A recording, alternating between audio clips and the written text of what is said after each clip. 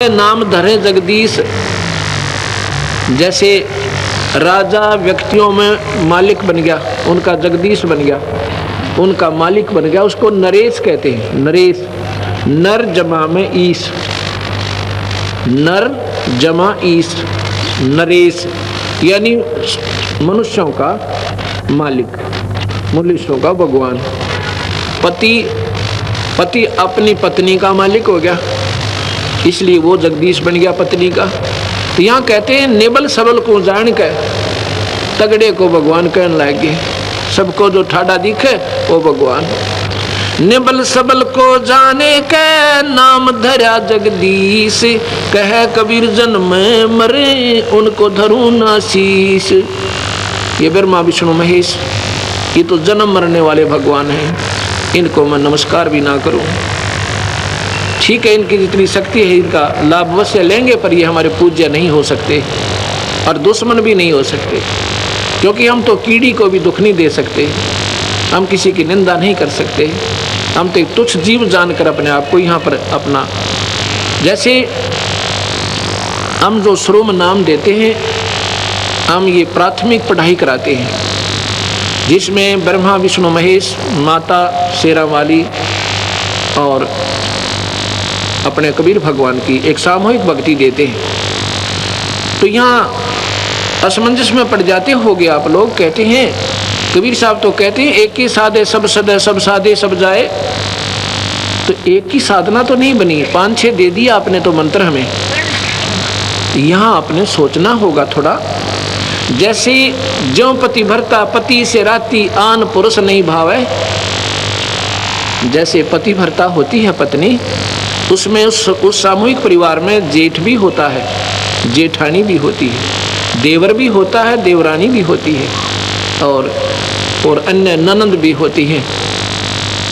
उनका सबका आदर करती है, उनको प्यार से बोलती है, उनका जितना, जैसे जेठ को पति पिता के समान आदर देती है, देवर को अपने पुत्र के समान या भाई के समान आदर देती है, ननंद छोटी को अपनी पुत्री के समान आदर देती है, और बड़ी को अपनी बहन के समान आदर देती है।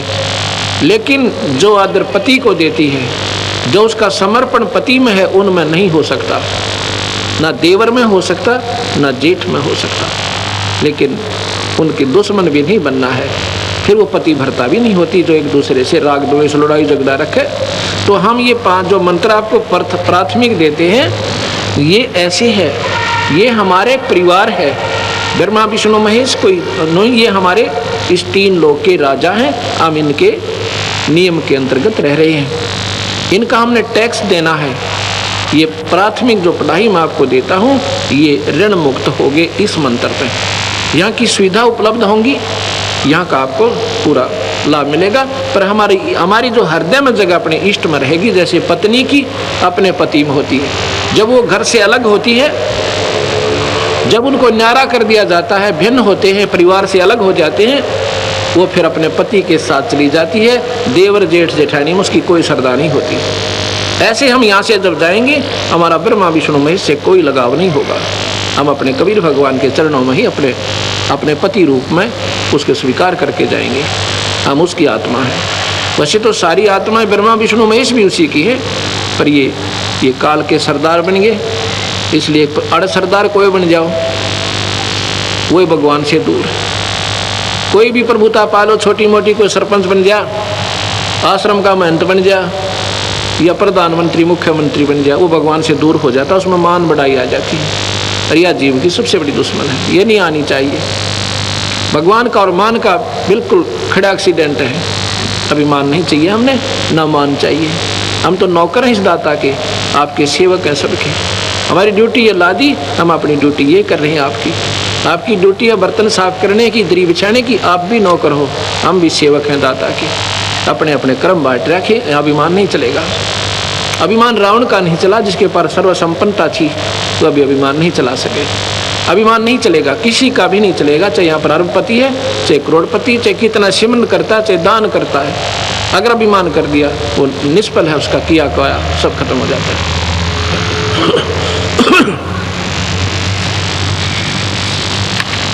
आगे बताते हैं आपकी बात बड़ी करते हैं सतगुरु, क्योंकि नादान लोग नहीं मानते कि कबीर साहब ने पुल बनवाया था। आपकी बात बड़ी कर देते हैं। आपने उनको भगवान क्यों माना? क्योंकि उन्होंने पुल बांध दिया समुद्र पे। तो यहाँ कहते हैं कबीर समुद्र पाट लंका गए, सीता को भरतारे, अगस्त ऋषि उसे पी गया, भाई इनमें कौन करतारे।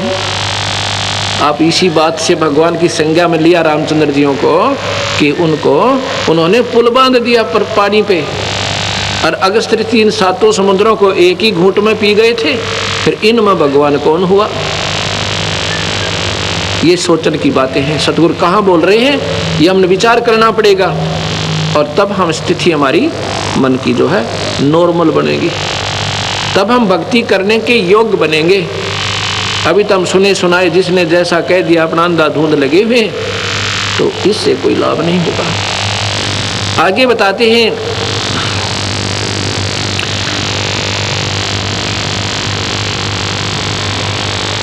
गिरवर धारो कृष्ण जी, द्रोणागिरी हनुमंत। गोवर्धन तो उठाया भगवान कृष्ण ने, इसलिए उनको भगवान माना कि उन्होंने पहाड़ उठा लिया। और कहते हैं द्रोणागिरी हनुमंत, हनुमान जी ने द्रोणागिरी पहाड़ उठाया। और कहते हैं शेष नाग सारी सृष्टि उठा रहा, इनमें कौन भगवंत? अगर आप ये पहाड़ के ठाल लेने मात्र से उनको भगवान की संज्ञा में लेते हो, भगवान कृष्ण को, तो हनुमान जी ने पहाड़ उठाया द्रोणागिरी, उन्होंने गोवर्धन उठाया था। और तुम्हारे शास्त्र कहते हैं, नादान शास्त्र वो अल्पज्ञ लोग हैं जो कहते हैं कि शेष नाग के ऊपर सारी पृथ्वी धरी है, सारा ब्रह्मांड रखा है।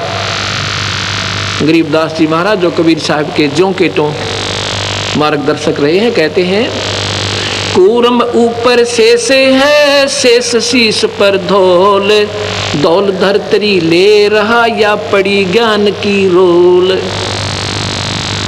क्या बताते हैं ये अनजान लोग शास्त्रों वाले?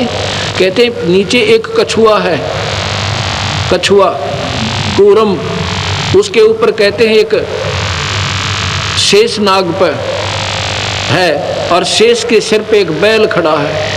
बैल के कहते हैं 1.5 सींग है। जब ये पृथ्वी में भूकंप आता था ना, कहते हैं वो अपने सींग को चेंज करता है बैल, और तब ये कंपन आती है, भूकंप आता है। उसका 1.5 सींग है, एक छोटा एक बड़ा बैल का, उस पे रखता है तो कहते हैं भूकंप आता है। और ये सारी ऐसे पृथ्वी रोक रखी है, बंदी छोड़। कहते हैं ये तुम्हारी भूल भुलैया है, अल्प ज्ञान है आपका, ये सही बात नहीं है। कहते हैं गरीबदास जी, कूर्म किसके आश्रय वो कौन शरण है शेष, ये बटक बीज विस्तार है कोई समझे ज्ञान नरेश। फिर वो कूर्म किस चीज पे है भाई? कूर्म से शुरू कर दिया तुमने कि कूर्म के ऊपर शेषनाग, शेषनाग के ऊपर एक बैल, बैल पर या सॉरी ब्रह्मांड रखा। वो कूर्म किस चीज पर टिका हुआ है भाई? वो भी तो बता दो। अर्थात ये कोई ज्ञान ज्ञान नहीं तुम्हें, ये क्या है? सतगुरु आगे जवाब देते हैं, ये बटक बीज विस्तार है कोई समझे ज्ञान नरेश, यानी पूर्ण ज्ञानी ही इसका आपको मार्गदर्शन कर सकता है, आपको बता सकता है वो क्या है। ये गलत भी नहीं है शास्त्र, पर समझन की कमी रही। धर्मदासियों ने पूछा ही सतगुरु क्या यह वेद और कतेब गलत है, झूठ है? अक नहीं, वेद कतेब झूठे ना भाई, और नहीं समझे झूठे हैं भाई। जिनको समझे नहीं वो झूठे हैं, उनको सही ज्ञान नहीं था। ये क्या है? जैसे सेक्रेटेरिएट बना रखा है, अब तो हर राजधानी में बन गया, हर मतलब स्टेट में, उसमें 4-4, 5-5, 6-6, 7-7 मंजिल ऊपर नीचे ऑफिसेज की बना देते हैं, ऑफिसरों की। ऐसे उस मंजिल में कोई गांव का व्यक्ति जाता है, उसने कोई कार्य है, उसको कहते हैं ये सेक्रेटरी से दस्तखत करवा के लाओ, नीचे जाओ। सेक्रेटरी कहता है ये दस्तखत मेरे नीचे जाओ, उससे कराओ, मेरे पीए से। और पीए कहता है नीचे तहसीलदार से करा के लाओ।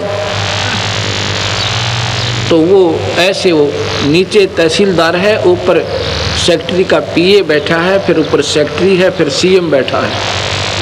गांव वाले पूछते हैं भाई कैसे हैं वहाँ पर अधिकारी लोग, वो बताता है, कहते हैं तहसीलदार के सिर पे पीए बैठा है, पीए के सिर पे जो है मंत्री उसका सीएम बैठा है, सेक्रेटरी बैठा है, सेक्रेटरी के ऊपर कहते हैं सिर पे सीएम बैठा है। अब वो समझाने वाला अनजान था, वो तो अपने हिसाब से सही बता रहा था, पर समझनिए चूक कर गए। उन्होंने बता दिया कि एक दूसरे के सिर पे बैठे हुए, वो सिर पे नहीं, बीच में और पार्टी सन थी जिसका सपोर्ट न्यारा था। ऐसे ही ये लोग जैसे बीच में, या गुरुत्वाकर्षण कहो, इसको प्रानंदनी शक्ति कहा सतगुरु ने, इसकी शक्ति के आधार से ये न्यारे न्यारे पार्टीशन हैं और अपने अपने स्थान पर ये टिके हुए हैं, ये ईश्वरीय शक्ति से रुके हुए हैं। यहाँ कहते हैं इनको कोई जानकारी समझे, बटक बीज विस्तार है, कोई समझे ज्ञान नरेश। एक वट वृक्ष होता है, वहाँ जड़ से चलती है, लंबा डाला पहुँच जाता है, मनमाना 100 फुट लंबा, 50 फुट लंबा, वो वहाँ टहनियाँ भी नीचे को आ जाती हैं। वो कहिए ये कहाँ पे रुका हुआ है, ये रोकने वाली एक मूल और है पेड़ जो जिसको सबको रोके हुए है। ऐसे ये शक्ति सतगुरु की ये सारे ब्रह्मांडों को रोके हुए है। ये कबीर भगवान की शक्ति है जो सबको रोके हुए है। आगे बताते हैं, बंधन काटे विपत में, कठिन कियो संग्राम, चिन्हो रे नर प्राणिया, ये गरुड़ बड़ो अकराम। अब आगे सुनो आपके भगवान की। कहते हैं एक बार एक संत ऋषि ने एक ने साधना कर रखी थी नाग देवता की।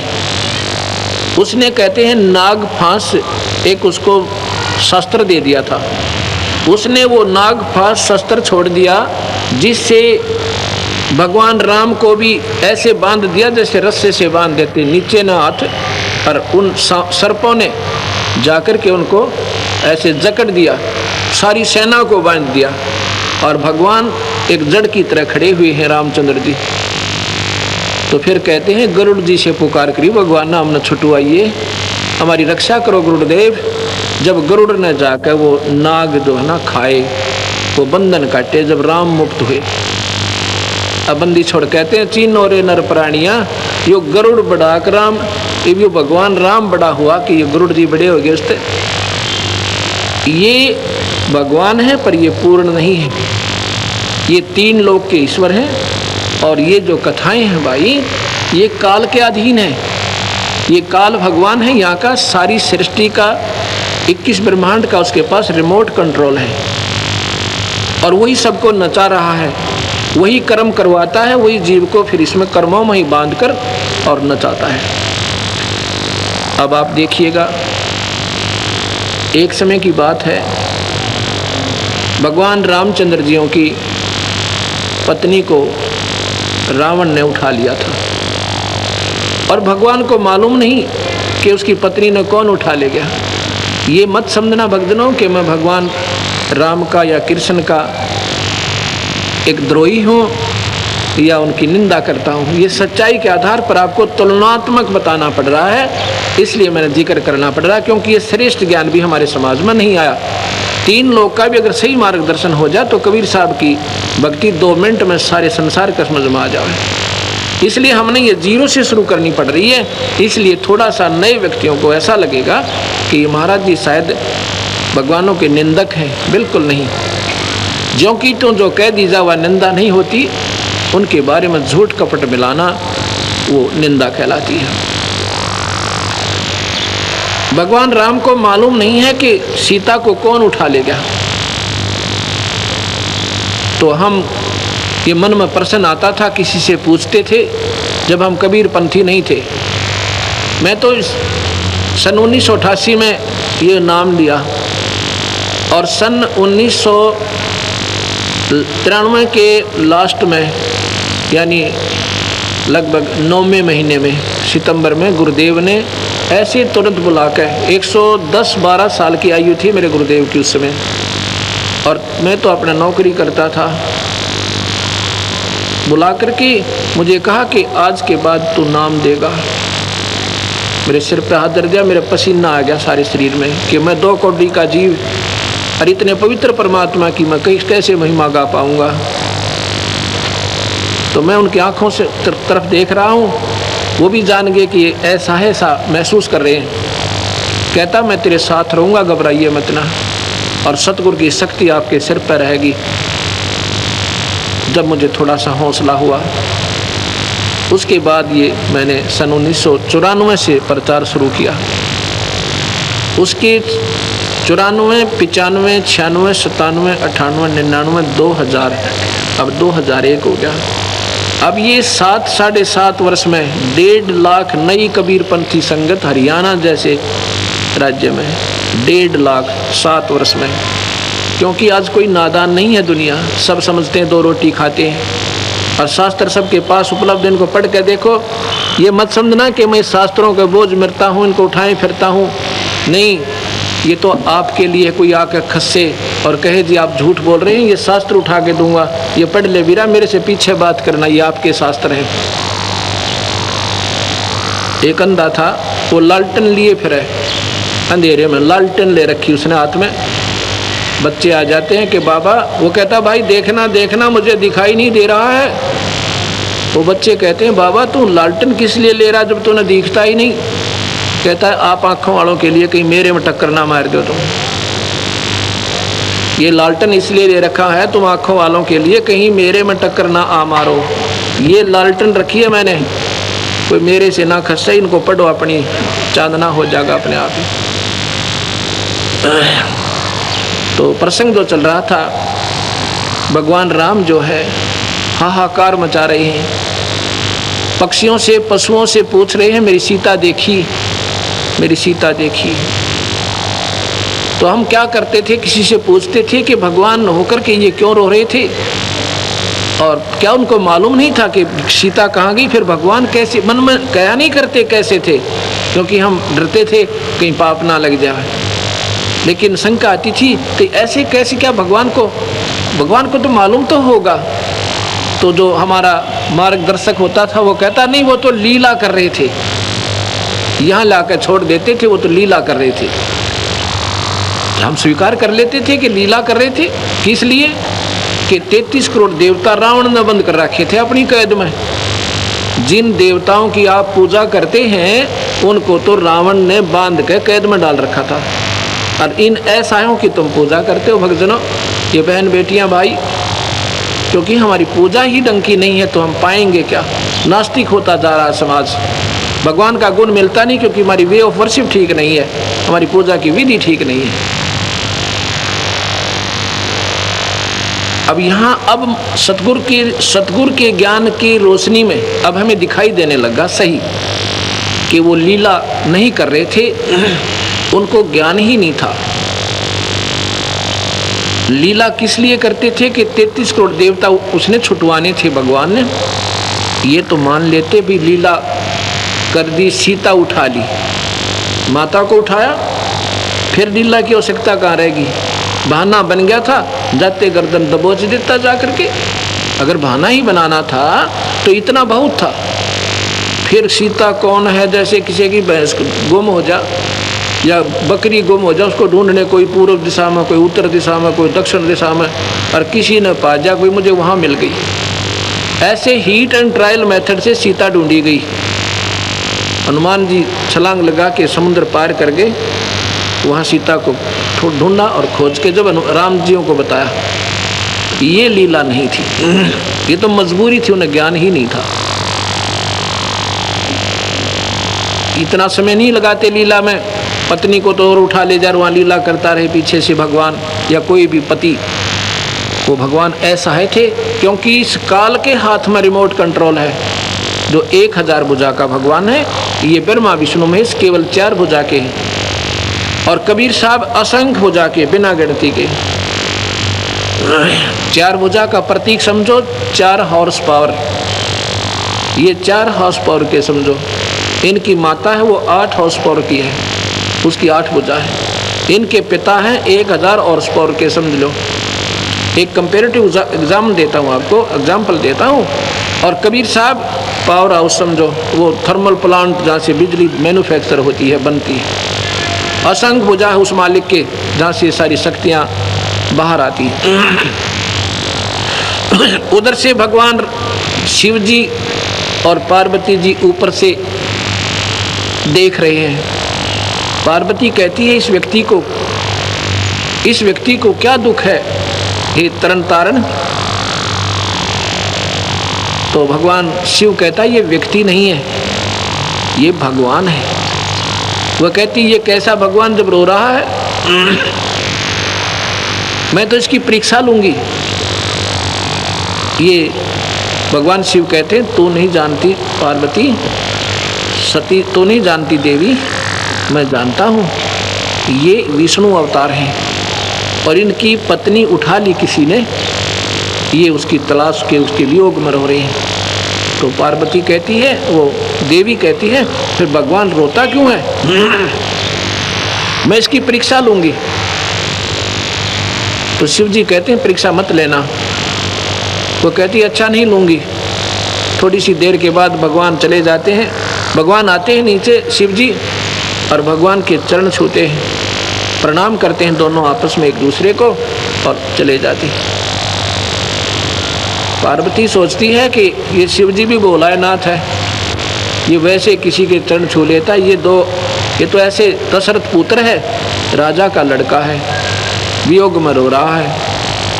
भगवान शिव अपना घूमने चले जाते हैं। पार्वती पीछे से, वो देवी जी पीछे से सीता रूप बनाती है, सीता रूप बना के भगवान के सामने खड़ी हो जाती है। उस समय भगवान राम कहते हैं हे दक्ष पुत्री माया, हे दक्ष की बेटी। तो भगवान ने कि कहाँ छोड़ आई शिव जी को, अकेली कैसे आ गई। तब वो कहती हो आप तो ठीक ही आपको प्रणाम कर रहे थे भगवान शिव जी, आप तो वाकई भगवान हो। अब यहाँ सोचने की बात है भक्तजनों, अब तो सीता, उसने पहचान लिया कि सीता नहीं है, ये तो पार्वती है। और उस समय भगवान को मालूम ही तेरी सीता गई कहाँ है, ये क्या चीज़ है, ये समझना होगा आपने। और यही समझाने के लिए सतगुरु का ज्ञान, ये सारी भूमिका आपको बता रहा हूँ कि ये काल जो है 21 ब्रह्मांड का एक रिमोट कंट्रोलर है। इसने जिस जीव की जितनी बुद्धि खोलनी है वहीं से छोड़ देता है, ऑफ करनी है वहाँ से कर देता है। उधर से जब पार्वती वापस जाती है तो भगवान शिव उनको जान जाते हैं, क्योंकि वो भी इस काल निरंजन के हाथ में। भगवान शिव को अंदर में जाकर ये चांदना कर दिया, चेष्टा दे दी कि ये सीता का रूप बना कर गई है। उसने आके पूछा कि तू सीता का रूप बना कर गई है। वो हंसने लग जाती है कि नहीं मैंने कोई परीक्षा नहीं ली।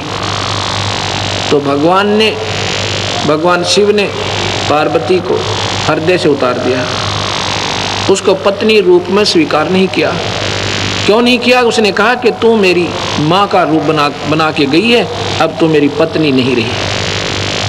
माँ क्यों कहा, ये 3 भाई हैं, बड़ा ब्रह्मा है, दूसरा विष्णु है, तीसरे नंबर का शिव है।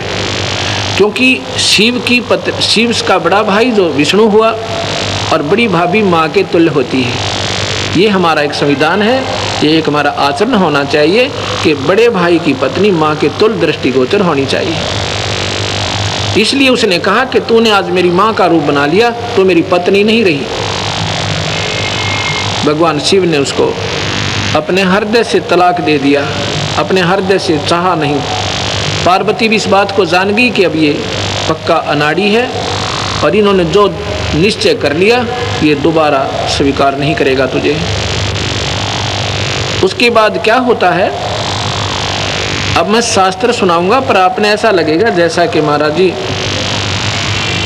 क्योंकि शास्त्रों के सुनाए बिना हमें, जैसे मैं बताऊं कि SHO जो थानेदार होता है, अब थानेदार ने कोई सोचा कि सुप्रीम पावर है, सारे जिले का मालिक है, और मैं कहूँ नहीं भैया नहीं, ये तो इसका कर्म, इसकी क्रिया ही न्यारी है, ये तो एक सुरक्षा का प्रतीक है और इसका कुछ सीमित क्षेत्र है, ये ज़्यादा नहीं है। उसका जो पुजारी है वो महसूस कर सकता है, जिसने नहीं ज्ञान, क्योंकि वो तो उसने बहुत बड़ा शक्तिशाली मान रहा था। लेकिन वो थानेदार को थानेदार कहना कोई निंदा नहीं है, डीसी को डीसी बताना, तहसीलदार को तहसीलदार बताना कोई निंदा नहीं। कोई नादान उनको प्रधानमंत्री माने बैठा हो तो उसकी गलती है कि वो गलत सोच रहा था।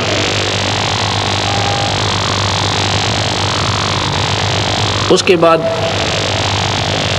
वो देवी जो है सोच लेती है कि अब यहाँ दो तो घर में सदस्य हम और दोनों ही आपस में बोल नहीं रहे, तो मैं यहाँ से खिसक जाती हूँ। अपने पिता राजा दक्ष के यहाँ आ जाती है। पार्वती ने जबरदस्ती यानी ऊपर से होकर माता पिता की आज्ञा के विपरीत शादी की थी भगवान शिव तय, क्योंकि उसके पिता राजा दक्ष कहते थे कि मैं शिव का शादी नहीं करूँगा अपनी बेटी की, क्योंकि ये तो गले में सर्प रखता है, राख लपेटे रहता है, इसको मैं शादी नहीं करूँगा। लेकिन पार्वती ने अपने हृदय से स्वीकार कर दिया था। नारद जी ने उनसे बता दिया था कि ये परमात्मा है, बेटी तेरा संयोगिनी से है, माई तेरा संयोगिनी से है। तो उसने शिव को चिट्ठी लिख दी थी नारद के हाथ के आप आ जाओ, मैं आपको वर वरूंगी। तो भगवान शिव चले गए थे, राजा दक्ष की नहीं बसाई थी, तो पार्वती ने उसको लड़की उस देवी ने उनका माला डाल दी थी, यानी भगवान शिव ले आए थे पत्नी रूप में। उसके बाद राजा दक्ष ने उनको कभी नहीं बुलाया था किसी भी अनुष्ठान में, या कोई घर के घरेलू कोई ब्याह शादी में नहीं बुलाते थे, दोनों को रुष्ट हो गए थे। अब वो जो देवी है वो पार्वती समझो, वो वहाँ पहुँच जाती है राजा दक्ष के घर पर। उसमें वहाँ पर एक यज्ञ हवन चल रहा था, यज्ञ हो रहा था, राजा दक्ष ने की थी। तो उस राजा दक्ष को ये मालूम था मैंने भगवान शिव को नहीं बुलाना, वो रुष्ट होगा मेरे तय, और रुष्ट होगा तो यज्ञ में बाधक बनेगा, मेरी यज्ञ को खंड करेगा। इसके लिए भगवान विष्णु से और ब्रह्मा से विशेष प्रार्थना की थी कि मेरी यज्ञ आपके हाथ में संपूर्ण करानी, आप मेरी रक्षा कीजिए। दोनों के दोनों विराजमान थे उस यज्ञ में राजा दक्ष की सुरक्षा के लिए। उधर से जब वो देवी जाती है, वहाँ पर क्या कर रखा था कि जो रिश्तेदार बहनों के बटेऊ, लड़कियों के बटेऊ यानी पति, वो जो आए हुए थे या कोई गणमान्य महापुरुष आए थे या कोई सिद्ध पुरुष ऋषि थे, और जो नहीं आए थे जिनको आमंत्रित किया हुआ था, उनके आसन लगा रखे थे न्यारे न्यारे, और जो रिश्तेदार नहीं आया था उसका हिस्सा सबके सम्मान न्यारा न्यारा उसके खाली स्थान पर, उसके आसन पर रखा जा रहा था। पूजा भी और उसके कपड़े भी, जो कुछ भी उसमें वो पुरोहित आदेश देता था। लेकिन भगवान शिव का उसने देखा, देवी ने घूम कर चारों तरफ, भगवान शिव का ना कहीं आसन था और ना ही उनका हिस्सा निकाला हुआ था। इस बात से बहुत अक्षुब्ध हो जाती है देवी, बहुत नाराज हो जाती है, अपनी माँ के पास जाती है, क्योंकि बेटी का माँ के ऊपर ही जोर चला कर है। माँ के पास जाके कहती, माँ ये तुमने क्या कर रखा है, आपने अपने दामाद का ना कहीं हिस्सा रखा है ना उनका आसन दिया है, ये तुमने गलत किया है। अब माँ कहती है, बेटी मैंने तेरे पिता से प्रार्थना की थी पर वो नहीं माना, वो कहता है इस लड़की ने मेरे साथ मजाक किया है, मेरी बेइज्जती करवाई है, मनमर्जी से शादी की है, अब मैं उनको ना बुलाऊं ना उनका हिस्सा रखूं। बेटी ना तो तू मानी मेरी बात, ना तेरा पिता मानता, अपने पिता से पूछो जाके। राजा दक्ष के पास जाती है, पिताजी आपने अपने दामाद को आमंत्रित नहीं किया। तो राजा दक्ष कहता, तुझे किसने किया, तू क्यों आई यहाँ पे? ऐसा क्योंकि इससे हमें थोड़ी शिक्षा चाहिए कि हमने कभी भी किसी से अभद्र व्यवहार नहीं करना चाहिए। आगी थी बच्ची, कोई बात नहीं, प्यार देते, कोई बात ना बेटा, अपना कारण बताते, प्यार से कहते। लेकिन कहा कि तू किसने बुलाई थी यहाँ पर, बिना बुलाए नहीं आना चाहिए किसी के यहाँ पर। पार्वती ने सोचा कि इस जीने से मर जाना अच्छा है।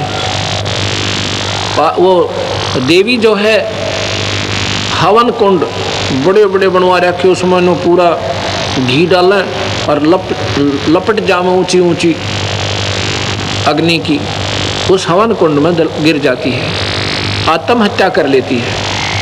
आत्महत्या कर लेती, उसके बाद उनको सती की पदवी दे दी गई कि वो सती होगी। उनको सती जी कहा जाने लगा। उधर से भगवान शिव ने इस बात का ज्ञान हुआ कि ऐसे ऐसे पार्वती का अनादर हुआ सती जी का, और उन्होंने आत्महत्या कर ली। कहते हैं भगवान शिव ने अपने बालों से एक बाल पाड़ा जटा से और जमीन पर पटक दिया। ये शिव पुराण रखा मेरे पास, तो ये ना समझना कि महाराज जी भगवान की वैसे अपने घर पे कथा गाते होंगे। ये शिव पुराण मेरे पास रखा, इसमें न्यू का लिख रखा है। उसने एक बाल पाड़ा, जमीन पर पटका, उसमें से कहते हैं एक कालभद्र की उत्पत्ति हुई, वीरभद्र की। डील डोल बहुत ऊंचा लंबा चौड़ा, और कहता आदेश तो भगवान क्या करना है। भगवान शिव ने आदेश दे दिया कि राजा दक्ष की गर्दन उतार दे जाकर, सारी ले जा, भूत प्रेत ये सब सेना तेरे साथ हैं, ये गण सबको ले जा। अब सबको लेकर वीरभद्र चल पड़ता है।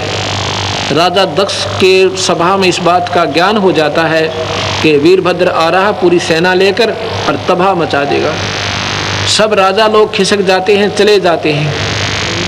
भगवान ब्रह्मा भी और विष्णु भी वहाँ से चलने की तैयारी करते हैं।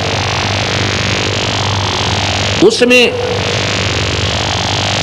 राजा दक्ष कहता है, ब्रह्मा और विष्णु तो प्रार्थना करते हैं कि भगवान मैंने आपकी आड़ लेकर, आपकी ओट लेके, आपका सहारा लेकर मैंने यज्ञ शुरू किया था, आप तो मत जाओ, आप तो मेरी रक्षा करो।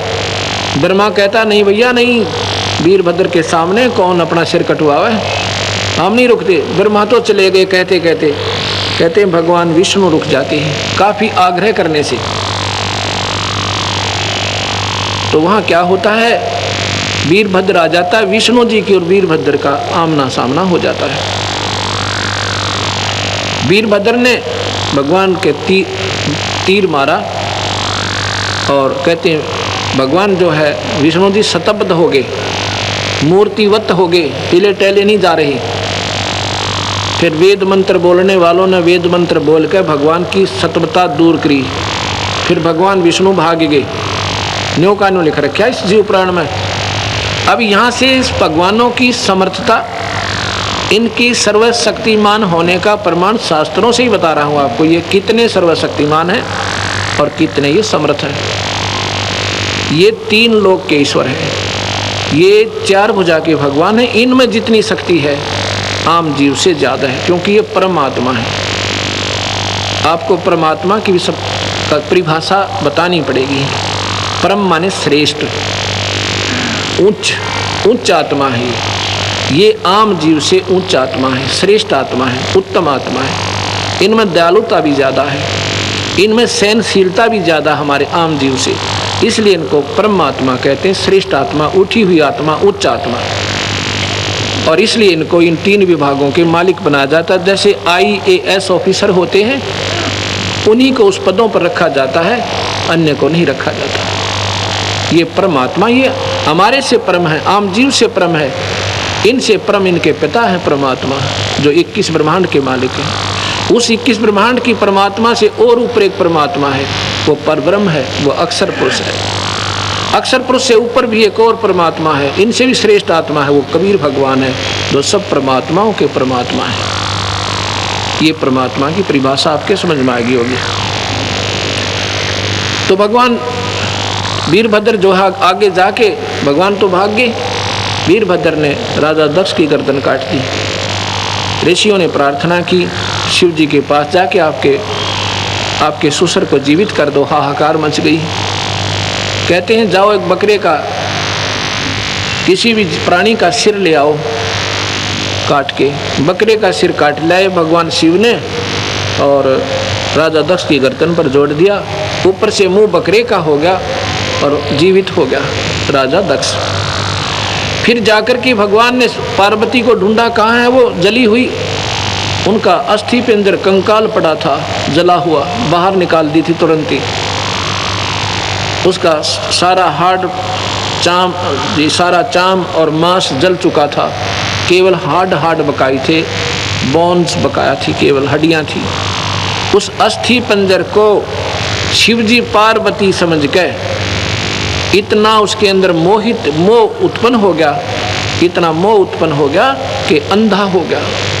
उस कंकालों को उठाकर भगवान 10,000 वर्ष तक शिवजी ऐसे हाहाकार करता हुआ, रोता हुआ, पार्वती पार्वती बिलखता हुआ घूम रहा है और उसको अपने छाती से दूर नहीं कर रहा। अब यहाँ सतगुरु महाराज कहते हैं, इस काल भगवान ने ये 5 विकार जीव का लगा रखे हैं, काम, क्रोध, मोह, लोभ और अहंकार। कामदेव है विषय वासना, जो संतान उत्पत्ति होती है जिससे, उसको काम कहते हैं, सेक्स जिसे कहते हैं। इसमें 10,000 हाथियों जितनी ताकत है, 10,000 एलिफेंट पावर। और फिर उसके बाद क्रोध, इसमें 15,000 हाथियों जितनी ताकत है।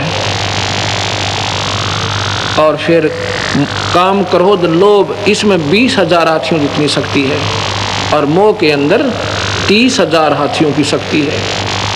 इतना हमारे अंदर ये 5 कैप्सूल दे रखे हैं हमारे अंदर काल ने, ये 5 इंजेक्शन लगा रखे हैं जो समय समय पर जीव को नचाते रहते हैं। ये जीव के बस का नहीं है, ये तो सतगुरु कबीर भगवान जो इनसे ऊपर की शक्ति है, उसकी साधना से विकार नॉर्मल होते हैं, उस सतनाम के सिमरन से ये नॉर्मलाइज होते हैं।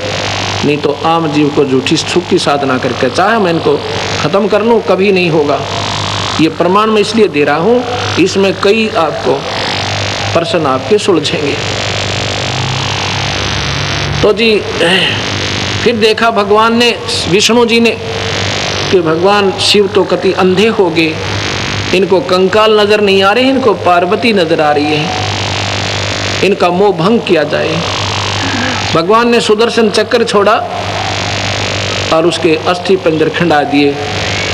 आंख पड़ी हुआ नैना देवी, डर पड़ा हुआ वैष्णो देवी, ये मंदिर बना दिए बाद में। उन मंदिरों में वो शक्ति नहीं है। यही तो हमारी भूल है कि हम, भगवान ने जिन चीज़ों को मना किया और उनको हम बढ़ावा देते जा रहे हैं। भगवान ने मूर्ति पूजा बंद की और मंदिर नहीं बनवाए। हमें मंदिर की आवश्यकता नहीं, ये हमारा मंदिर है जो शरीर के अंदर बना हुआ है। एक भक्तजन कहने लगा कि आप मूर्ति को प्रणाम करते हो और कहते हो मूर्ति की पूजा मत करो, आप स्वयं मूर्ति पूजक हो। अब उस नादान ने कौन समझावे, क्योंकि वो बेचारा, उन्हें ज्ञान ही इतना मिला हुआ है, पूजा क्या चीज़ है और प्रणाम क्या चीज़ है। Pranam is the part of the puja, ये पूजा नहीं है। ओनली रिगार्ड अपने इष्ट को। अब हम अपने इस मन पापी अहंकार रूपी राक्षस को मारने के लिए, कि हमारे सामने स्वरूप सतगुरु का है, नमन कर दिया, ओनली रिगार्ड दिया, पूजा नहीं की। पूजा की बहुत लंबी चौड़ी व्याख्या है। पूजा के अंदर सर्व सब चीज़ें आ जाती हैं, दान भी, धर्म भी, हवन भी, सिमरन भी है, ये सब मिलाकर पूजा कहलाती है। एक प्रणाम कर देना पूजा नहीं, ये रिगार्ड ओनली, ये एक आदर है सतगुरु का, ये पूजा नहीं है। और उसको हम, चाहे वो पत्थर की है चाहे कागज की, हमारे लिए उस ईश्वर का स्वरूप दिखाई देता है। इसलिए हमारा हृदय गदगद भर जाता है। सतगुरु ने केवल इस बात पर आश्रित कर देना, हो जाना कि ये भगवान शिव की मूर्ति है, ये भगवान है, इस पर पूजा करो, इस पर पानी चढ़ाओ, पतासे चढ़ाओ, फूल चढ़ा दो और ये मूर्ति भोग लगावेगी। नहीं, उस मूर्ति का बनाना, उस भगवान के गुणों को याद दिलाना। जैसे हम कोई गंदी पिक्चर देखते हैं, तस्वीर, हमारे अंदर गलत प्रेरणा आती है। हम किसी ऋषि की देखते हैं तस्वीर, आत्मा भगवान की तरफ आकर्षित होती है। ये मीडिया है, ये सेंटिमेंटल है। परमात्मा की स्वरूप, परमात्मा के स्वरूप देखते उसके गुणों का याद आता है, लेकिन उस मूर्ति में वो गुण नहीं है। इसलिए इसको अपूज्य भी बताया है। अपूज्य क्यों करे कि केवल मूर्ति पर जल चढ़ाना, उसी की आरती उतारना, उसी पर सब कुछ सीमित हो जाना, ये पूजा नहीं है। ये इसलिए मना किया है कि ऐसा नहीं है। तो इस प्रकार ये पूजा नहीं है, ये केवल अपने इष्ट का हम आदर करते हैं। तो जैसे मैंने कल परसों बताया था कि सेब एक मिट्टी का बना के धर दिया, पत्थर का, और बहुत बढ़िया उस पर रंग पेंट कर दिया एज इट इज, बिल्कुल, और वो सेब नजर आता है। उसको देखकर सेब के गुण याद आए कि वो बहुत मीठा होता है। उसको खा कर देखा, उसमें मीठा नहीं है। उसने तो याद दिलाया कि ये चीज़ बहुत अच्छी है, ये कहाँ मिले, कैसे मिले, उसकी ट्राई करे, फिर कोशिश करे वो कैसे मिले। भगवान की मूर्ति देख कर हमने उस ईश्वर को याद आता, फिर हम सिमरन पर लग जाते हैं। भगवान ने कहा है कबीर साहब ने कि सांस सांस में नाम जपो, व्यर्था सांस मत खो, ना जाने इस सांस का बिरा आवन हो कि ना हो। ये मूर्ति दिखते ही हमारे हृदय में सिमरन शुरू हो जाता है सतगुरु। ये मूर्ति इतना लाभ देती है, इसलिए बनाई थी। लेकिन अब इन मूर्तियों पर ही सब आधारित हो जाना, मंदिर में गए, पानी चढ़ाया और फिर अपने सारे विकार किए, नहीं। तो अब मैं जो बताना चाहता था कि अब यहाँ तुलनात्मक थोड़ा सा बताना पड़ता है। बाकी मेरी आवश्यकता नहीं थी ये रामायण, ये महाभारत और पुराण शिव सुनाने की। मैं कबीर साहब की महिमा इतनी है, 1 महीना में पूरी ना हो, मैं आपको सुनाता रहूँ, फिर भी रह जाए मेरे भगवान की। ये 7वां बताना इसलिए आवश्यक होगा क्योंकि जब तक कंपेरेटिव नहीं चलेंगे हमने, अब 2 दुकान होंगी बराबर में, तभी तो नकली और असली का हमें ज्ञान होगा। अब यहाँ एक तुलना दी है। एक संत ने कहा, कबीर पंथी संत थे, वो कहने लगे देखो यहाँ पर सामने प्रमाण हो जाता है। मैंने ये कथा सुनाई तो बाद में उसने अपनी टिप्पणी दी।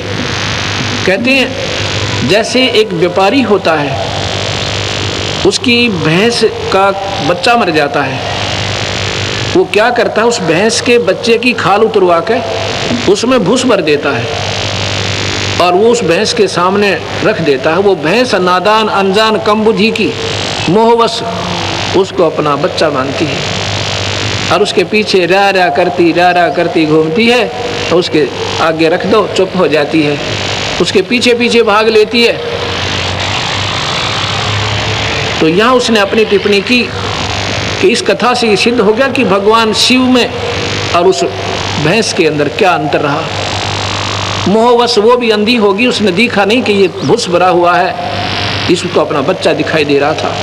ऐसे ही भगवान शिव ने मोहवश अंधा होकर वो पार्वती कंकाल जो है वो पार्वती नजर आ रही थी। अब ये निंदा नहीं समझना, क्योंकि मैंने साथ साथ प्रार्थना करनी पड़ती है कि नादान लोग ये ना समझें कि हम भगवान के निंदक हैं। राइट, मोह भंग होता है शिव का, एकदम वो बहुत पश्चाताप करता है। उनने मन में क्या ठान लिया कि अब मैं इस सेक्स को, इस कामदेव को खत्म करूंगा, यही मेरी दुर्गति का कारण बना। अगर सेक्स नहीं होता, काम नहीं होता तो मैं शादी नहीं करता, और शादी नहीं करता तो पार्वती का ये हाल नहीं होता और ये मेरी दुर्गति ना होती। उन्होंने 88,000 वर्ष तक अपना मेडिटेशन करके, मनन करके, आत्मचिंतन करके 88,000 वर्ष तक समाधि लगाई कैलाश पर्वत पर जाकर। उसके बाद उनकी समाधि टूटी और उनको हो गया कि मैंने कामदेव पर विजय पा ली। उनको पक्का विश्वास हो गया कि अब ना रही बांस, ना बजेगा बंसुरी। अब ये काल बहुत बली है ये काल भगवान। उस दिन तो प्रसन्न रहा भगवान शिव। एक दिन उनके मन में प्रेरणा भर दी काल भगवान ने कि चलो भगवान विष्णु के पास चलते हैं। मैंने सुना है कि भगवान विष्णु ने, जब हमने सागर मंथन किया था, जहर निकला था। मैंने तो जहर पी लिया था, मुझे कोई होश नहीं बाद में क्या हुआ। सुना है कि देवताओं ने अमृत का कलश ले लिया था और भगवान विष्णु ने एक लड़की का रूप बना के, औरत का रूप बना के उनको मोहित करके मदहोश कर दिया था। तब देवताओं ने वो कलश छीन लिया था। उस रूप में भगवान बहुत सुंदर लगे होंगे, वो रूप देखना चाहिए। भगवान विष्णु के पास आ जाते हैं, आदर सम्मान हुआ, विराजमान हो गए। भगवान विष्णु कहते हैं आज बहुत दिनों में दर्शन दिए। तो कहते हैं मैं तो 88,000 वर्षों के बाद साधना करके आया हूँ। अच्छा जी, बहुत अच्छा। क्या किया? कि मैंने जो है अपने काम वासना पर काबू पा लिया, इंद्रियों को कंट्रोल कर लिया। विष्णु जी बोले तभी तो नजर नहीं आए बहुत दिन तक। कहाँ, इसी कारण में गया हुआ था। कुछ देर के बाद प्रसन्न करते हैं भगवान। कहाँ, विष्णु जी कहते बोलो, मेरा एक जिज्ञासा है, मेरी एक प्रार्थना है। क्या? कि आपने जब देवताओं से वो कलश छीना था अमृत का, सुना है आपने एक मोहिनी रूप बनाया था, सुंदर लड़की का। कहाँ बनाया था? न्यू बना, वो मान नहीं रहे थे, वो लड़ने को तैयार हो गए थे। हम कमज़ोर थे, वो ज़्यादा शक्तिशाली थे। तो आपने क्या किया था? आपने मोहिनी रूप बनाया था। हाँ जी, हे भगवान, वो मोहिनी रूप मुझे एक बार फिर दिखा दो, एक बार फिर बना के दिखाओ। मुझे तो याद नहीं, क्योंकि मैं तो नशा हो गया था मेरे को जहर का, और मैं नहीं देख सका ये सारी लीला। विष्णु कहने लगा, भोलेनाथ, ये बार बार थोड़ा ही बनाया जाता, कोई समय था जो बनना पड़ गया, अब थोड़ा ही बनूंगा मैं। अक नहीं, मुझे एक बार वो रूप दिखाओ। अरे नहीं तो मैं ये बैठा तेरे बार ने आके, आपके द्वार से मैं तो हिलता नहीं। विष्णु जी ने सोचा यो तो समाधि भी 88,000 वर्ष लगा लेगा, और द्वार पर तो हटे नहीं, इसलिए इसको भाई यहाँ से चलता करो, इसकी शर्त पूरी करता हूँ। कहता अच्छा जी। इधर उधर की बातें करी। कहते यूँ तो मुझे शर्म आती है, मैं अंदर जाता हूँ, फिर बन के आऊँगा। अग जाओ तो वो तो अंदर चले जाते हैं। बाहर बैठे हुए थे, इतने में भगवान दूसरी तरफ जंगल में एक सुंदर लड़की के रूप में दिखाई देते हैं। और भगवान भी शिव ने देखा इधर उधर कोई देख तो नहीं रहा है, उठ के उस लड़की के पीछे भाग लिए।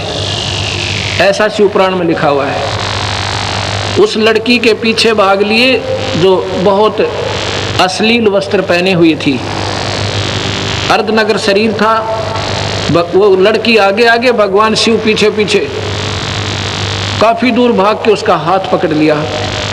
उससे पहले भगवान की बुरी हालत हो चुकी थी शिव की, ऐसा शिव पुराण में लिखा, मैं यहाँ वर्णन भी नहीं कर सकता आपके सामने। और जब हाथ पकड़ा तो भगवान विष्णु अपने स्वरूप में आ जाते हैं।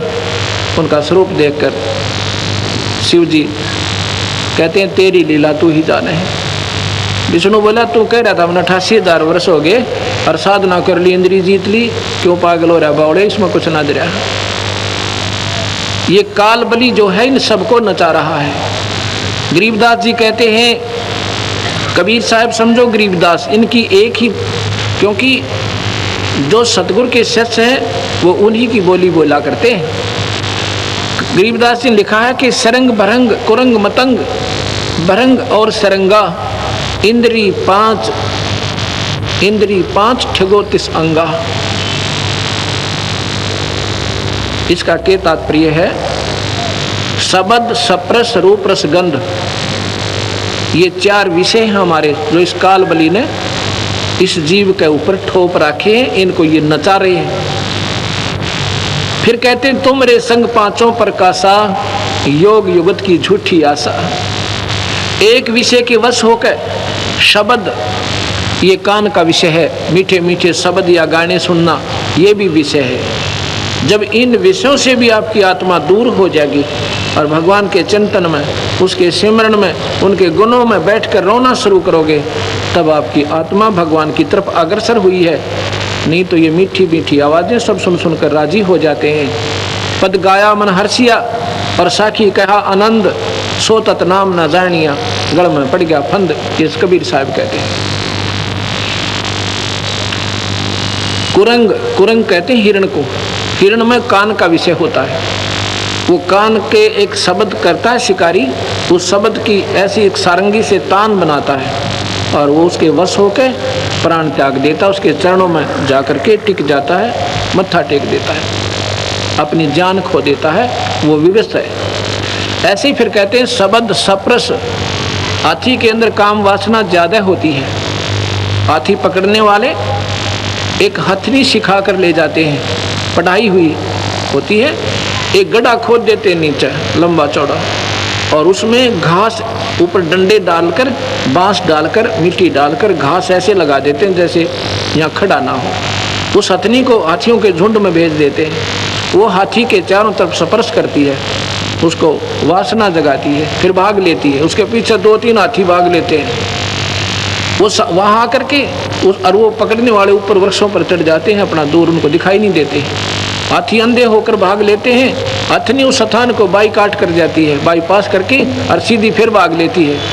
हाथी सीधे भागते हैं, वो सारे के सारे उस गड्ढे में गिर जाते हैं और फिर उनको नचाया जाता है, उसके वश हो गए। शब्द सप्रस रूप रस, रूप है जैसे आपने पतंगे देखे होंगे दीपक पर जलकर मर जाते हैं, उनमें विषय होता है, उनको वो रूप विषय विवश होते हैं। रस जो है भौरा, रस है मछली, मछली जो है जीभ के कारण विवश हो जाती है।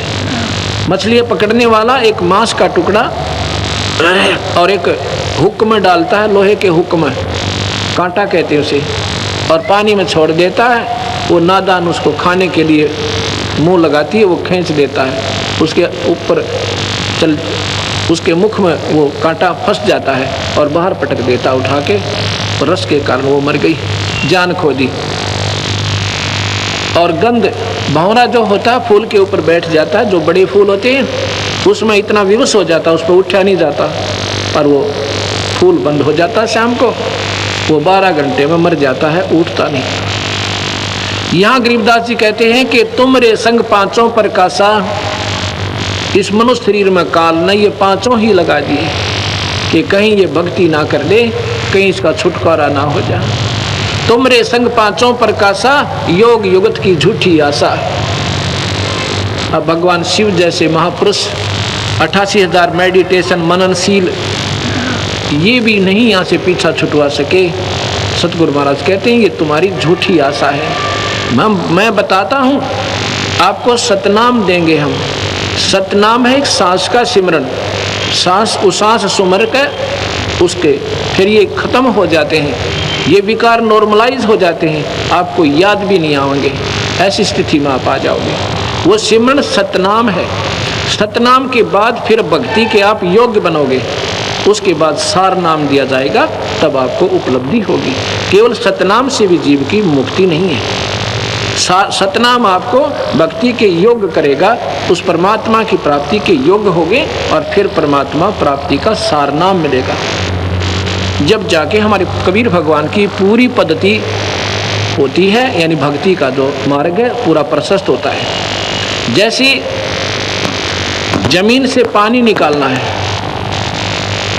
जमीन से पानी निकालना है, ट्यूबवेल लगाना है, हैंडपंप लगाना है, उसके लिए क्या होता है, एक या तो ड्रिल मशीन से या ऐसे बोकी के द्वारा लोहे का एक पाइप सा होता है, उसके माध्यम से बार बार ऐसे बोकी लगाई जाती है। ये सांस उसांस रूपी बोकी सतनाम से लगाई जाएगी। वो क्या करेगी, पानी तक पाइप को पहुंचा देगी। बस उस बोकी का काम है पानी तक पहुंचा दिया, पानी बाहर नहीं आया। उसके लिए फिर मशीन बांधनी होती है, हैंडपंप की न्यारी, उसने फिर पानी बाहर किया। सतनाम आपको उस सतनाम आपको पार ब्रह्म के अंतिम छोर तक पहुंचा देगा। पार ब्रह्म के बाद हमने पूर्ण ब्रह्म के अंदर जाना है, वो लाभ लेना है, वो सार नाम रूपी हैंडपंप आपने और लेना होगा जब वो पूर्ण प्राप्ति होगी। इनकम, क्योंकि नाम जो है सतगुरु ने, नाम का ही आसरा, शब्द के सहारे जीव जाएगा। कोई न सोचे कि वैसे ही हो जाएगा, ऐसा नहीं। सतगुरु ने कहा है कि सांस सांस में नाम जपो, इसलिए कोई जपने का नाम है और सांस के ही द्वारा है। उसी का प्रमाण गरीबदास जी ने दिया है, जो कबीर साहब ने डायरेक्ट उनको नाम दिया था। लिखा हुआ अपने शास्त्र में, गरीबदास जी ने, कबीर साहब ने धर्मदास को वही नाम दिया, सतनाम। वो लिखा हुआ कबीरपंथी शब्दावली में कि धर्मदास को ये मंत्र दिया और इसका सिमरन बताया कि धर्मदास अंतिम सांस तक इस सतनाम का सिमरन करना, और फिर मैं तुझे सारनाम दूंगा। ये सारनाम के योग्य बहुत कम प्राणी होते हैं, लेकिन सतनाम भी निष्फल नहीं जाता। मुक्ति नहीं होगी तो मनुष्य शरीर आपको अवश्य मिलता रहेगा। हो सकता है फिर परमात्मा स्वयं आ जाए या हमारे जैसे जीव की ड्यूटी ला के आपको फिर सुलझा जाए। तो इस प्रकार धर्मदास को कहा, धर्मदास तो लाख दुहाई ये सार शब्द कहीं बाहर नहीं जाएगी, आम व्यक्ति को नहीं बताने योग्य होता। 64 लाख से थे सतगुरु के, उन 64 लाख में से एक धर्मदास था जिसको मालिक ने सार शब्द दिया था। अन्य योग्य नहीं हो पाए, बल्कि वो तो सतगुरु में विकार निकाल कर, सतगुरु में बुराई ढूंढ कर उनसे दूर हो गए थे। ये अब आज और कल में सतगुरु की महिमा बताऊंगा आपको। अभी आप सुन रहे थे कि दसी सरप ने जब जाए पुकारी इंद्रमती अकुलाए, आपने तुरंत करी साहेब बरहुली मंत्र सुनाने वाले, धन धन सतगुरु सत कबीर भगत की पीड़ मिटाने वाले। एक चंद्र विजय नाम का द्वापर के अंदर एक राजा हुआ, उसकी पत्नी का नाम श्रीमती इंदुमती था। इंद्रमती भी कहते हैं उसको, इंदुमती भी कहते हैं। वो बहुत धार्मिक विचारों की आत्मा थी। अब जैसा भी उनको मार्गदर्शक कोई गुरु मिला था, उसने कहा कि एकादशी का व्रत रखा कर बेटी, और संतों का आदर करा करो, आए संत को भोजन करावे, इससे तू फिर रानी बन जाएगी। कभी जब आपका 84 लाख जूनी भोगने के बाद कभी मनुष्य शरीर मिलेगा तो आप फिर रानी बन जाओगी, ऐसा पुण्य करना। क्योंकि यहाँ का संविधान है कि जीव करे का, किए हुए का कर्म ही भोगेगा, उसमें फेर बदल नहीं होता। उसके आधार पे ये आज पुण्य करते हैं तो कभी जब मनुष्य शरीर होगा इनको दे देगा काल भगवान। बीच में 84 लाख भी जाना होगा, स्वर्ग भी जाएगा और नरक भी जाएगा। ये पूरा प्रोसीजर बना रहेगा, इसमें चेंजमेंट नहीं होती। और सतगुरु महाराज इसमें पूरा चेंजमेंट कर देते हैं। कबीर साहब की आत्मा का धर्मराज लेखा नहीं लेगा, तो उसके कागजों से बाहर होती है, वो सतगुरु के पास जाती है, उनको फिर पुनर्जन्म मिल जाता है। अगर उनकी भक्ति पूरी ना होती है, वो ना तपतशिला पर जाते, ना नरक में जाते, ना स्वर्ग में जाते। उनको फिर मालिक अपनी शक्ति से, उनको अपने कोटे से, उनकी करने के आधार पे और जन्म देता रहेगा, मनुष्य शरीर मिलते रहेंगे। कितने मिलेंगे ये उनकी कमाई के ऊपर होगा। अगर उस मनुष्य शरीर के दौरान फिर कोई संत मिल जाता है सतगुरु का, उनको फिर आगे नाम देकर उनकी कमाई फिर करवा जाएगा, या तो पार हो जाएंगे और नहीं उनकी फिर मनुष्य शरीर जोगा जुगाड़ फिर जुड़ जाएगा। तो इंद्रमती ने क्या सोचा, अगर ऐसे ही रानी बनते हैं तो उसने संकल्प कर लिया कि रोज आना एक महात्मा को भोजन कराऊंगी। ज्यादा आ जाए तो मेरे भाग, कितने आओ पर कम से कम एक को, महापुरुष को, भक्तात्मा को रोजाना भोजन कराऊंगी। पीछे भोजन किया करूंगी ताकि मैं भूल ना जाऊं। उसने ऐसा ही सब आसपास अपना संतों से आमंत्रित करें, कोई रोजाना 100, कोई 200, कोई 5, कोई 20 रोजाना भोजन खाने आ जाते हैं।